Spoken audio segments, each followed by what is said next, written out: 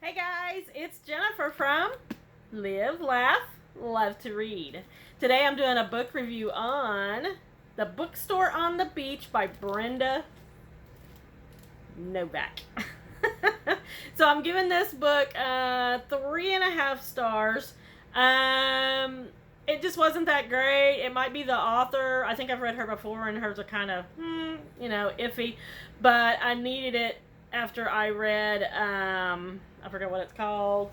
I got it sitting right here. We Are Not Like Them. I just finished that, and yeah, it was pretty heavy. So I needed some fluff to just kind of cleanse my reading palate. So, one reason I picked this up because the cover. Hello. Another reason, it's about a bookstore. Hello. So this one says, how do you start a new chapter of your life when you haven't closed the book on the previous one?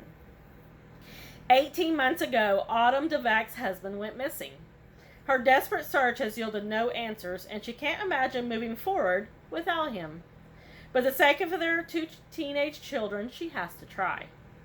Autumn takes her kids home for the summer to the charming beachside town where she was raised. She seeks comfort working alongside her mother and aunt at their bookshop, only to learn that her daughter is facing a huge life change and her mother has been hiding a terrible secret for years. And when she runs into the boy who stole her heart in high school, old feelings start to bubble up again. Is she free to love him, or should she hold out hope for her husband's return? She can only trust her heart and hope it won't lead her astray. So we have Autumn, who husband Nick has been missing for 18 months, and she's tried really hard to find him. The story is that he went to Ukraine for the government, but then when you ask the government, he didn't do that. He didn't go there for that. She's hired a private investigator who lives in the Ukraine, and so she's searching. She's like obsessed with going online, going on Facebook, see if he private messages her, checking her phone calls. So she's searching for her husband who's been gone for 18 months. No word from him. Should she decide that he's just dead? Who knows? But she decides to go home to her town that she grew up in, which is, I forget the name of it, but it's a beach town.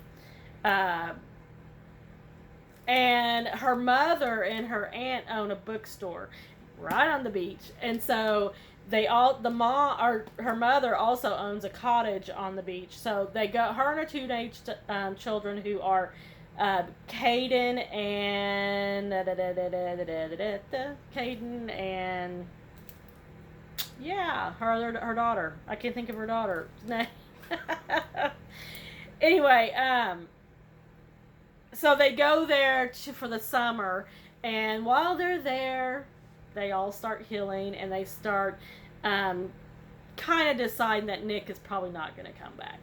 And so Autumn hooks up with her teenage boyfriend. Well, it wasn't really her boyfriend. It was like somebody who she was quite obsessed with, but she did hook up with one time.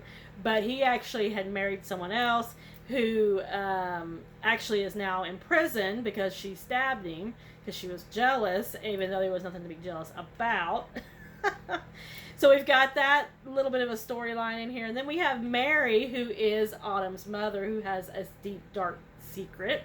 And then the teenage daughter, whose name I can't think of right now, has a secret of her own. Yeah. The only problem with this book for me, it was quite predictable. I figured every time I was changing, going to the next chapter, I was like, okay, this is going to happen. And it did. And a couple more chapters, okay, this is going to happen. And it did. So, very predictable. But like I said, I need a little bit of fluff after that book that was so heavy. And this fit the bill.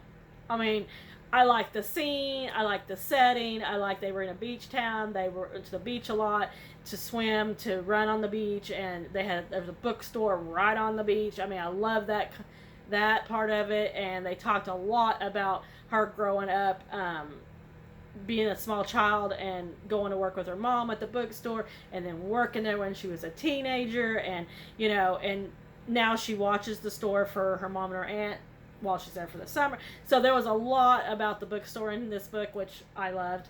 And this, I just did not like how predictable it was. But it is what it is. It's this kind of book where there's not much to it, and sometimes you need that. Sometimes you need it. I read it. I finished it. Would I say this is my favorite author? No. But she does write books that are like this, where I just call them fluff. That's what I call them. But yeah, if you like that kind of book, then you'll like this book. And this is a new book. I got this at the library. It was in a recent book haul that I just did. Yeah, this is a pretty new book. I'm pretty sure, well, it's new to the library. Let's see when it came out. Yeah, 2021. So it's a brand new book. But yeah, it was okay. I liked it. I finished it. But it was very predictable. That's all I got, guys.